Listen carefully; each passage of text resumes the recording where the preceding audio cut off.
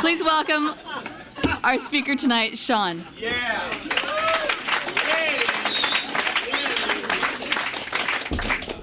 Sean Alcoholic.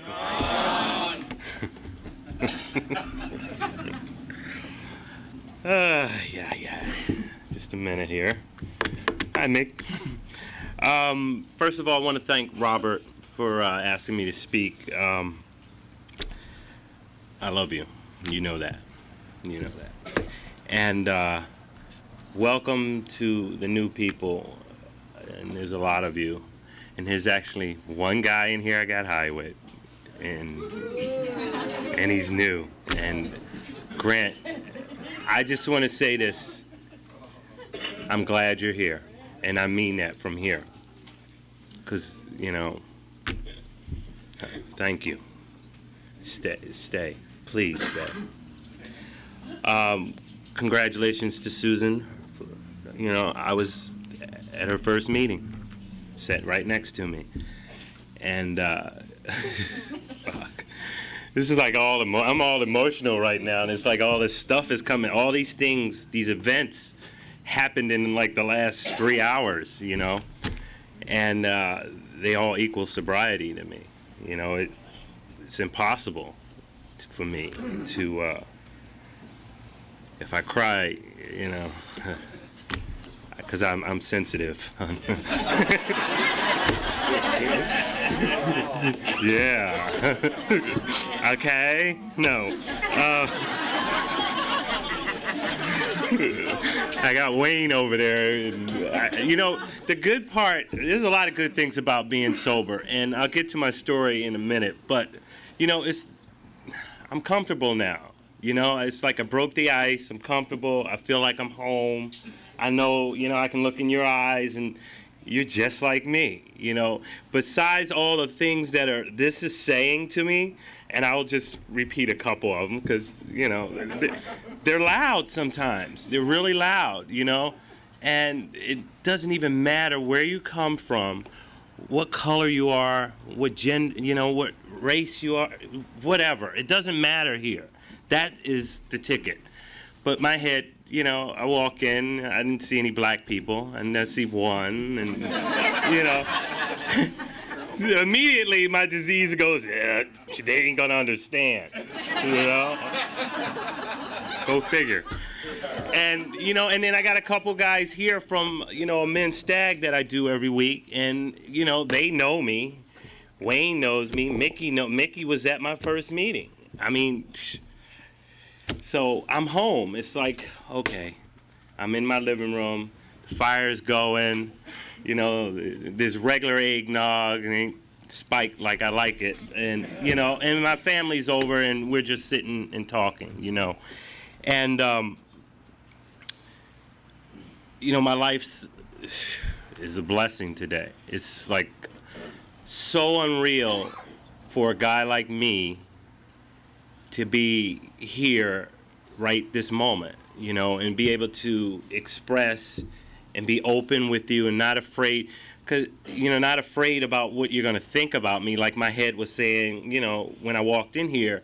And then what happens is we walk through the door, or what happens for me is we walk through the door, someone puts their hand out, and it says, hey, and that's that smile. And, you know, after being around for a while, you learn to, oh, okay, let the armor go. Because that's what I have to do. It takes that first smile, or someone that I know from another meeting to come up and say, hey, where you been? You know, how you been? I haven't seen you. You know, it makes me feel like I'm home. And that's what I like. I like being at home. I'd rather be home now, but yeah. You know, and then you know, me and Robert was spending some time talking, and we're like domesticated, and, you know, go figure, me and you, woo, you know, and we love it. I mean, I love, you know, I love my wife, I love my kid, I love my home, I love everything that I have, and I never forget that it's because I came here, and I learned to relax, you know, put the plug in the jug, stop snorting cocaine, stop, doing a little bit of heroin, stop, all those things that we do to get here. At least I did to get here anyway. And I really love Alcoholics Anonymous. I love this place. This is like, it's the best. And you too, when you're new, I know when I was new, it was fucking hard. It was like, I can't believe I'm here. When I first walked in the door, it's like, okay, all right, this is what my life has resulted to. I'm coming to AA now. And, go figure, I had a roommate that was sober 20 years while I was using, and he never said a word to me about being sober. He put up with my shit. I used to stock the fridge, alcoholic, you got to make sure you have everything, and I always did. And he never said anything, and I wound up here. Real quick, I'll just backtrack to, I always say, I grew up in your typical Black Panther family. I love that shit.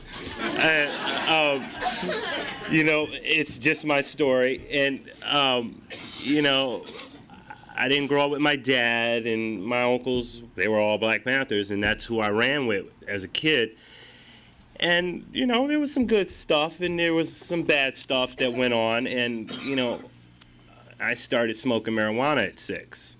I was a very hyper child, and no one knew how to deal with me, so they would blow marijuana in my face, and that would calm me down, and I want some cookies. Where are the cookies and milk, And after a few years of that stuff, I moved up to cocaine at 11, and I lost a lot of weight, and I didn't weigh that much then, but I did a lot of coke. And, it's fun. It's funny to me now, but I would never want that to happen to any child.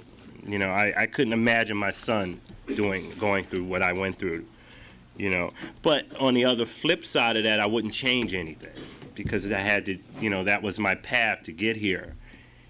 And, growing up back east in Jersey, Atlantic City, for anybody from Jersey, and, I came from a neighborhood that everybody did that. They drank. That was normal. Never thought there was anything wrong with it. Smoking a joint before school and drinking a 40. They didn't have 40s back then, but, we were drinking something. And, that carried on into my teenage years where we moved around a lot. And everybody in my family actually is alcoholic. I know we ain't supposed to say that, but if I was hiring them, I'd hire everybody in my family. It'd be like, yeah, I got a job for you, you. And I'm the first one to get sober, which is like, wow. That's a big deal for me. Anyway, through my teenage years, we moved around a lot, and I moved to Detroit, and then back to Jersey, back to Detroit, and I ran in some gangs. I did that stuff that teenagers do, and the whole time, like I said, I never thought alcohol was a problem because I always did it. So it was like, this is mine, right? Yeah, I love water. It was just like, water. Like how one thing when I moved out here, it's like people out here drink water like a lot, and where I'm from, we only drink water like once in a while.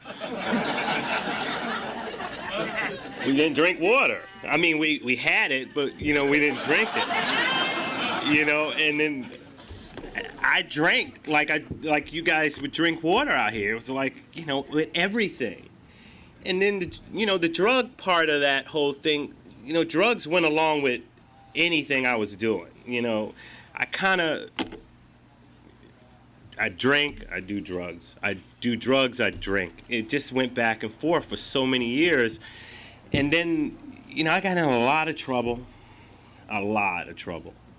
And I had some people looking for me, I was running from some people, like you, Wayne. I had a lot of cops looking for me, I didn't become a cop. But, and when I moved out here, I was doing. When I moved out here, I said I left New York at that time, and I said I wasn't going to ever use again. One thing, I mean, it's funny how you go wherever I would go, I'd find, the drugs, because, out of the crowd, I can always pick out the one who's selling it or who's got it in his pocket. It's like a dog sniffing. I'm like, okay, and then that's my new best friend. Until he ain't got no more, and then I got to move over here to Sally, who's kind of hot, and she's got stuff too. It's a whole cycle that would go along with my using and drinking, and it took a lot of stuff. I'm not going to go into all that garbage stuff, but it took what it took, and I finally got sober. My last hurrah, I was a bartender at Luna Park. You remember that, right, Grant? I was a bartender at Luna Park in West Hollywood, and I had this friend who actually got sober first, and his name, a lot of these guys know Nick, and me and Nick used to sit on top of Mulholland. He was from Chicago, I was from Jersey. We sit on top of Mulholland in our beat-up car talking about taking over Hollywood. Like, yeah, we're going to take over this bag of blow, a big fifth of Jack, just drinking and getting hot all night. And then we do it over and over and over again. And, he disappeared for a while. Something happened where Nick disappeared. And one day I was at work, and he showed up at my job. I hadn't seen him for about a year, and he had these things going on with his eyes, like Mickey here, and I don't know your name, but like you guys, and he was looking right at me, and he wouldn't bat an eye. He was just checking me out, and I was like, hey man, all hyper because I'd been doing, what I do. You want a drink? And he said, no man, I'm cool. And I was like, huh? And it wasn't like him to turn down something. I'm like, whoa, you all right? I thought he was sick. And, I kept forcing. He was with another guy who had actually brought him into the program. And they were just there to see a show. I thought they were there to see me, Self-centered, what can I say? They weren't. And I was like, what's up? What y'all doing after this? Let's go out and hang. And they said, no, we're here to see such and such, and I'll have some water. And I was like, water? What do you want water for? And yeah, he laughed just like y'all, like that, just like that. And he's like, nah, nothing. He didn't want to say anything, but I knew something was going on, right? And soon as I, as the alcoholic that I am back when I was using, soon as some sort of spiritual thing would go on, I would just shut it down and disappear. I couldn't, hold up. Did you find Jesus or whatever? I don't know what's going on. I gotta go, and I would be out. I'd be going to do my thing, and that was actually my introduction to AA. That whole night didn't turn out the way I planned it to, because Nick and my friend John stayed longer, and they just talked to me, and they were talking normal, and I was high, and they just hung out, and they watched me drink. They didn't say, oh dude, we think you need to go, and by the end of that night, I said something that I'd never said before. I said, hey, man, that thing you're doing, because he told me what he was kind of doing, but he wasn't specific about it. I said, that thing you're doing, when's the last time you drank? He's like, oh, it had been I think a year for Nick. And I said, how'd you do that? He's like, well, man, it's this place, these meetings. And I heard about AA from my roommate. And I was like, AA? And I swore I would never come here. I just, And I worked over at Swingers too at one time. I was a manager over there, and AAs used to come in, and they'd sit in the back, and they'd smoke and drink coffee and keep me there late so I couldn't go out and party. So I hated AA. It's like I was like, y'all, I'm closing, y'all gotta go, you know? And I figured that out. I just drank up the beer that they had at the place and got drunk there and then got fired, you know? Anyway, so Nick actually took me to my first meeting, which I went to this guy's house who's my sponsor, who has been my sponsor for these 9 years. And I walked into the room, and it was like 30, 40 guys. And it was a trip. I mean, a lot of you remember going to your first meeting. Some of us didn't get to go at it on our own free will, but you know, I know I remember it. And I walked in, and these guys were like, "Hey, welcome." They were really nice, which scared me, you know.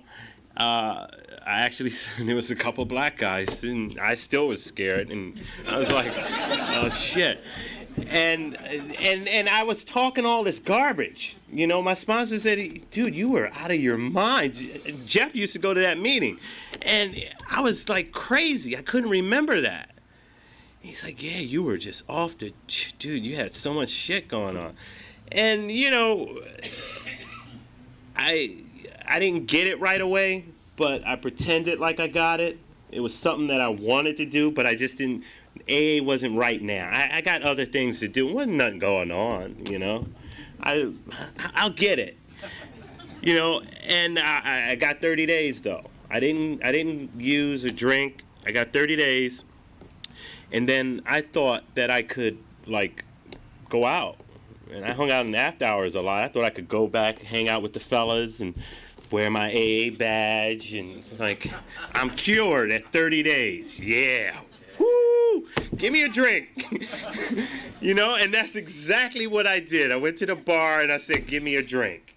I had no defense. Didn't work step, didn't do nothing, just showed up. But, you know, as the third in the traditions, you know, the third one is, you know, only requirement is a desire. And I guess I had the desire mainly because I showed up. You know, like I had the desire to show up tonight. And, you know, I went out, I was embarrassed, my ego was shot down, and I came back, and my sponsor said, "Well, you got to tell the guys." And I was like, "Oh, shit, I got to tell the truth." So I told the truth, and something changed. And then again, I just tried to do it my way. I had this thing where I always did everything my way. You know, it's about me. I know what I'm doing here. I don't really need your help. Thank you. Go help somebody else, was my attitude about it.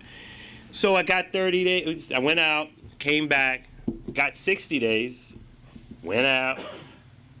And that time, the last time I went out was the most craziest. I was living in a sober living at this time. And I thought I had one more time. You know, I said, all right, I can do this again. I know how to. You guys in AA had showed me how to drink right. At least I thought that's what you were showing me. But you know, I failed to realize that it says no matter what. And I did that. And real quick, the last time I used was I used so much. I drank a fifth of Jack Daniels, and I did about 8 lines in a row, and I couldn't talk. I was like paralyzed. And it was a room full of people, and I sat in the corner. I mean, I never forget it. It was like it was yesterday. I sat in the corner, and I thought that I was looking at myself sitting in the corner in this pitiful, like it was just crazy. I never thought of myself that way. It was like, look at you, you're drunk, talking to myself. It was like an out-of-body experience or something. And then I was on probation too, by the way. And I wasn't supposed to be driving, you know. I drove home. And normally, I don't think I would have been able to drive, but something, you know, I call it my higher power today, which I choose to call God, saved my ass that night. And I saw something that just freaked me the fuck out, so I pulled over and I just broke down. I broke down crying like a little baby. You know, I was like, oh, God, please, please, please. This is it, and this is it. And I guess it worked because I haven't had a drink since then. And I took to this program like my life depended on it. I said, all right, nothing's coming before AA. I can't do this anymore. I just can't. I'm tired. And I started putting time together. I got some days. I met a lot of guys. I met a lot of females that, taught me how to be a gentleman. Because, my idea of being a gentleman is, excuse me, ladies, but, you know what I mean. It's like, right, yeah, y'all know. Yeah, y'all had that thought. I saw that. But, I just was so open to something different than what my life was, I didn't know if it was going to work, but I know the way I was doing things wasn't working, and I was just tired of smelling like that and just chasing. So I got sober, and my sponsor said, you got to do the steps right away. I said, huh? And where are they at? Right there? That's the Bible for me. That and these traditions. And, all that stuff there, when I read that, I was like, you got to be kidding. I got to do all this in order to stay sober? I said, I don't know. And then I had the flashback about using the last time. Every time I think I can't do something here, I always remember that moment, that last moment. And there's a lot of other moments. How many times do you go to the movies and you're in a stall and you're doing coke, and then you wonder why you can't sit and watch the movie? You're like, oh man, this movie sucks. I gotta go to the bathroom. And then you got a fifth of Jack in your back pocket instead of, and you're pouring the soda out, This Coke is good. I did that so many times. My girl was like, what's wrong with you? Oh, nothing. Anyway, I had to share that. But, the steps, my sponsor said, okay, you're powerless. And I'm like, okay. I was so scared that if I didn't do those steps, I was going to use again, and I'd probably hurt somebody. Because, I wasn't vision for you. I carried a lot of weapons. And I was kind of out of my mind. And so I did the steps. And I actually, I have to do the steps every year because this shit just keeps, the disease is still strong with me. It's just there. And I've learned to have acceptance with the way things are and the way people are, the way places, it's right there. That's all I needed to know how to do was do those, go to meetings, be of service, do all those things. I had to relearn everything that I thought I knew. And I thought I was pretty smart, for a ghetto child. And, I didn't know shit. I didn't know anything. And you guys took me in and taught me how to live. I could go, I'm flashing back over the years of all the things that I learned from you guys. It's like, you took me, like my wife, the way she is with my son, or our son, not mine. She's gentle, and I'm kind of hard, so it's like weird. You guys actually took me in and you rocked me. A lot of guys would I thought it was kind of weird. Guys was hugging me and holding my hand. I'm like, yo, I don't have nothing against that, but it ain't me.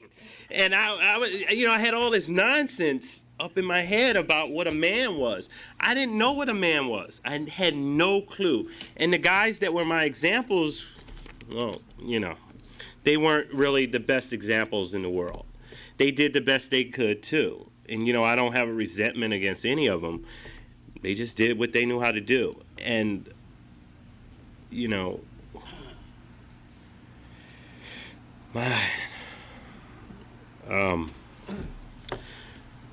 so as a result of all this, the thing that I've learned here, like my life today, is, I have this relationship with my mom.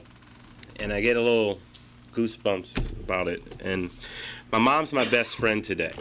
And my mom had me when she was 16, and it was like me and her until all the rest of my brothers and sisters were born, like it's 5 of us. And so me and her are really close. We were, well, we are now, but, you know, it was hard going back to my family and actually being an example as opposed to participating in the chaos that would happen all the time when we all get together. And you guys, you know, I remember the first time I went home after, you know, a year or almost 2 years, my sponsor said, all that shit you talking about what they're doing, it ain't about you. This is how you're going to show up. You're going to say thank you, please, and yes, ma'am, or whatever you say to your mother, you're just going to keep saying you love you. I love you, Mom. I love you. You're going to tell your brother who you had a resentment against because, you know, you did. I love you. I love you. And that was all I was instructed to do. And, you know, I'm like, again, I was in a situation where I wasn't sure if it was going to work, but my sponsor said, hey, if you do this, you might stay sober. And if I was counting my days, which I do, you know, it was working. So maybe he's telling me the truth. Maybe you guys are not lying to me. Well, maybe I can trust you. And you know, I've met people all over the world, and wherever I'm at, I always see one guy I know from a meeting, from some meeting. You know, and you guys, you know, you said show up, do these things, do these traditions. Those traditions teach me how to interact with you because I don't play well. And, you know, I'm not perfect. I don't have to be. But because I listen to you, you know, my mom calls me every week. I'm the first guy that gets the phone call when anything's going on. You know, it blows me away because I left home at a young age and I was like always in trouble, so I was like the bad kid. And that's changed. You know, it's changed. I've actually, I didn't even have a checking account until I got here. You know, I carried cash and a lot of it from some of the stuff I did. And, you know, you guys showed me how to open up a checking account. I still ain't that good with balancing it, but, you know, my wife is trying to teach me that one. Girls do that better for some reason. I'm all over the place now. I'm trying to avoid something. That's what it is. My mom. So,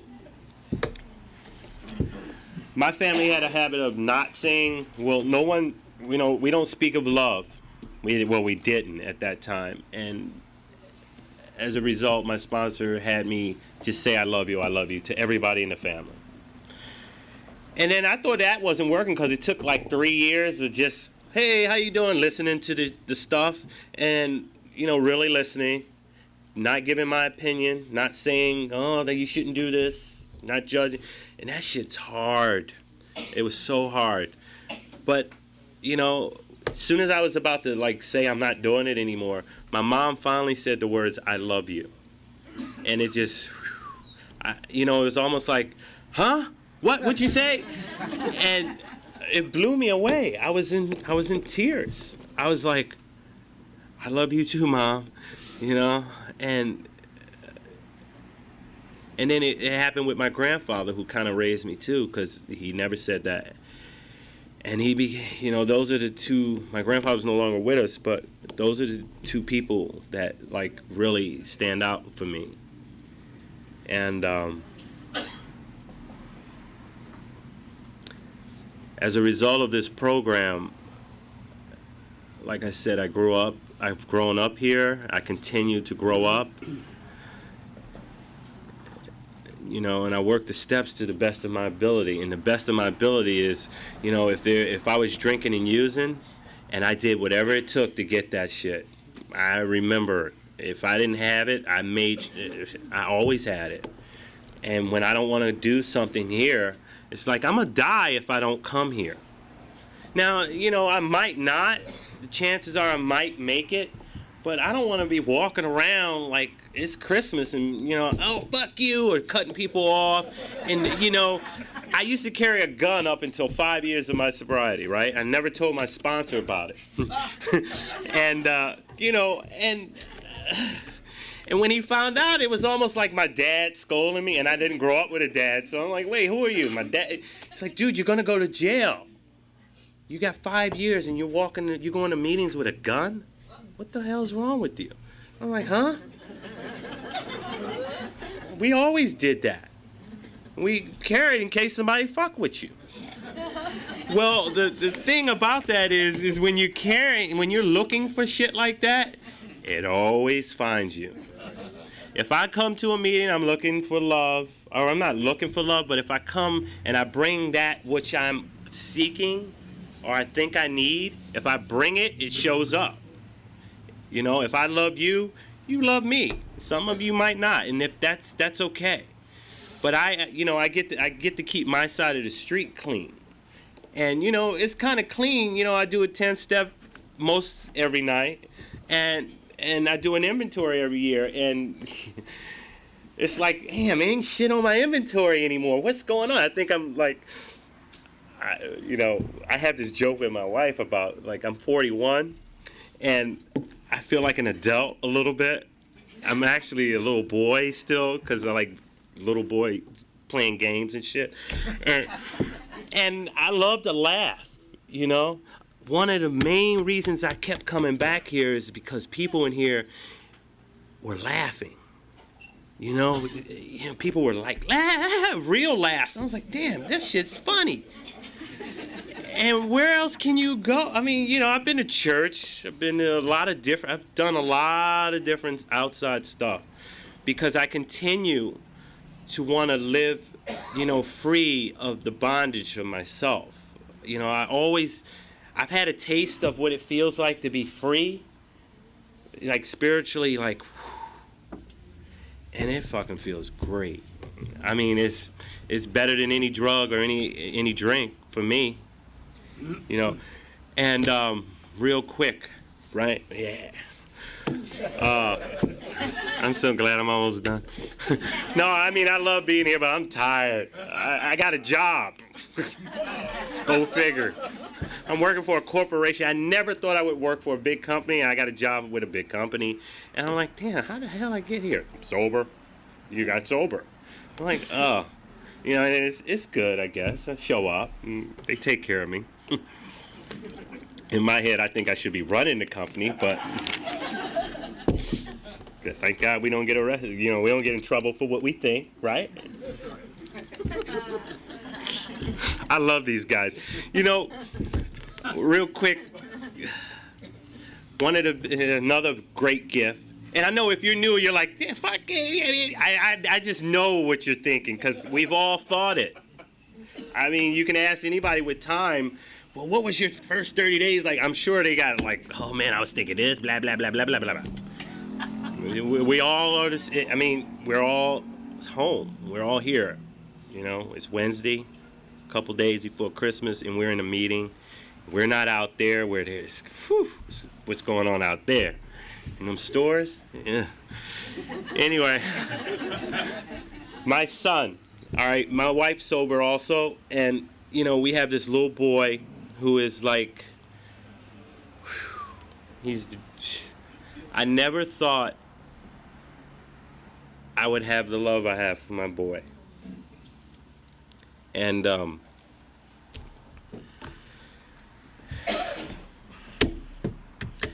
I love my wife. I don't cheat on her. I don't, you know, a lot of stuff I just don't do it because it doesn't feel good. I don't do what, if I don't want you to do something, I don't do it to you. You know, that's in all the spiritual books. You know, and none of that shit is new. It's just, yeah, for me, we had to hear it, I guess, a different way. I know I had to hear it a different way. And I had to come here where they weren't like, just stay sober, and that was it. I'm like, yeah, I can just do that. I can do everything else. And what has happened is over the years, everything, those little other things have started to fall off. You know, I love my wife, and I love my kid. And, you know, being a dad is like,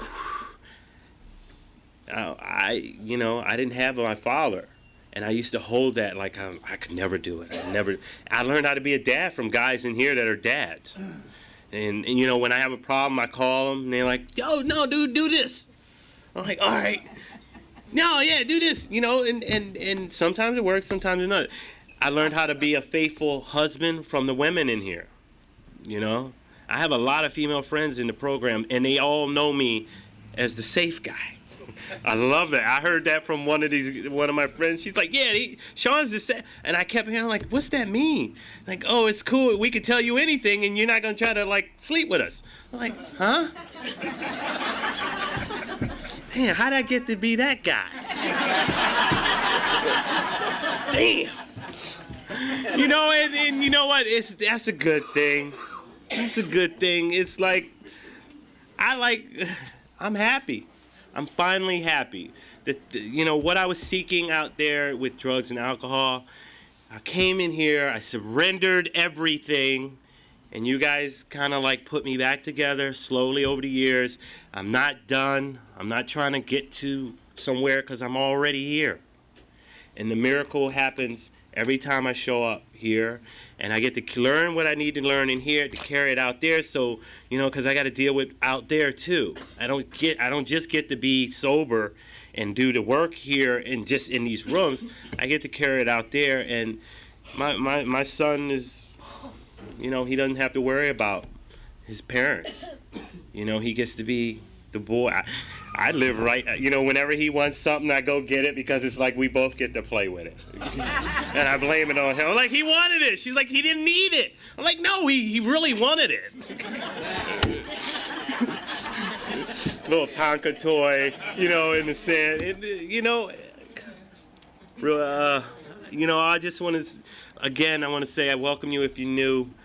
You have no idea, because I didn't know. I don't know what's going to happen tomorrow. But I do know that I'm probably going to stay sober tonight because I had a great time here. You guys are fabulous. You know, I'm glad I came out. And you helped me stay sober tonight. You know, so I get to go and lay my head down, and I didn't hurt anybody, and I hope I didn't offend anybody. If I did, you get to write about it. You know? And I want to say thank you to Robert again. Thank you, guys.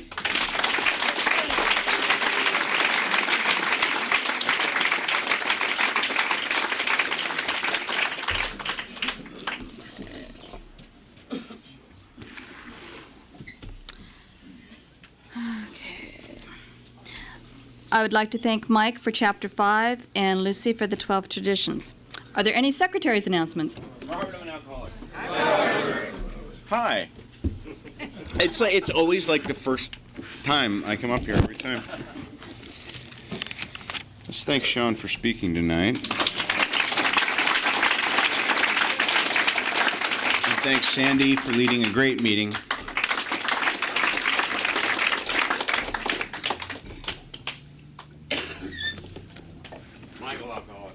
Mike. So tonight we've been blessed with really a lot of new people. They are newcomers: Richard, John, Greg, Henry, Grant, Steve, Jay, Valerie, Brian, Andy, Chris, Julie, and Mandy. Wow.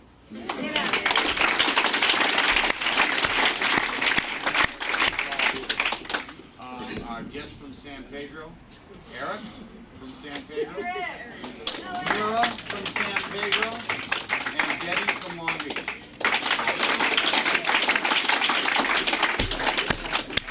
Chips tonight, 30 days, the big's 30. Neil and Ingrid, 30 days.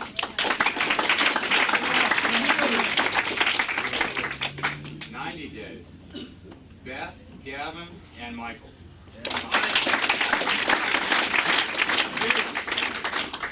6 months. Half a cake. Dawn and Jeff. Congratulations to Susan for 2 years. Yeah.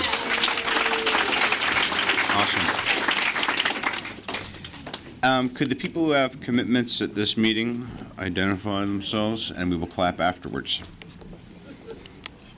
Jen, alcoholic, I help with this. Jen?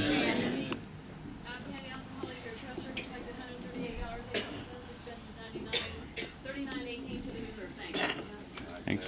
Linda, alcoholic, GSR. Thanks, Linda. Maya, I bring the food. Thanks, Maya. Vivian, alcoholic, I bring the birthday cake. Right on, Vivian. Paris alcoholic, I'm your peanut guy. I need some volunteers. Nice. Meet me in the back. I'm going to smoke cigarettes and get to work. Leslie, alcoholic seek saver. Leslie. I'm Randy. I'm filling in for Jay doing H&I. H&I is we bring panels and paperwork to people in institutions. I'll be standing at the door taking collections when the meeting's over. An alcoholic named Dave. Dave. To record the meeting if you'd like a CD of Sean's talk, come see me afterwards. And I also have previous meetings, and I have like Bill Wilson, Chuck Chamberlain, Norm Alphy, and some other times. Thank you. Mary, alcoholic, represents people who are. Thanks, Mary. Ted Alcoholic, filling in for Mike for literature. We got big books, Fall and 12, South literature, free for the taking, and as soon as you can't afford a big book,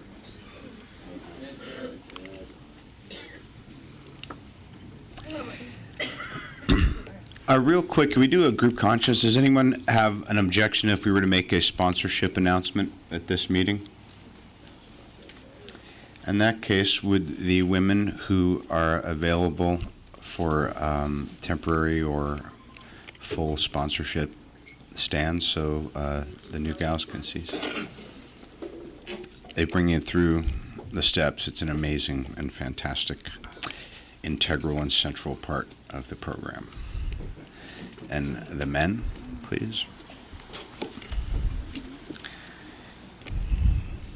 And I'm standing here too. Holidays are a great time to be sober, and such a crappy time to not be historically. And I know that if I hadn't gotten a sponsor right out of the bat, and thanks Jerry, I probably wouldn't actually be here tonight. So if you are new and you want to stick around, you really increase your odds by putting your hand out and just starting them with a guy or gal. So let's thank everyone who has commitments at this meeting.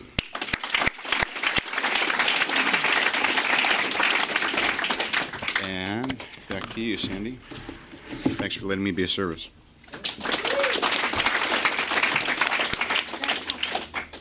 Okay, I'm going to make one quick announcement. If you are going to be alone, another way to help, like if you're struggling through the holidays, there will be marathon meetings here, Christmas Eve and Christmas Day, and New Year's Eve and New Year's Day. And you can bring food if you want. You can be of service. It's a great way to get out of your own head, or you can just show up and take in the love that's here.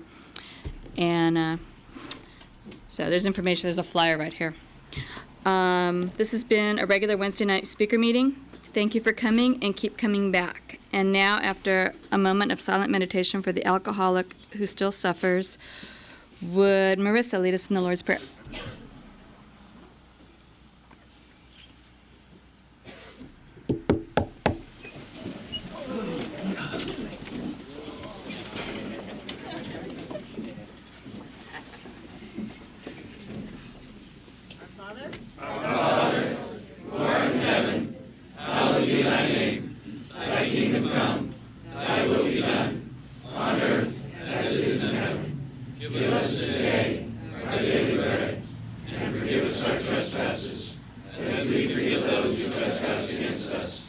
and lead us not into temptation,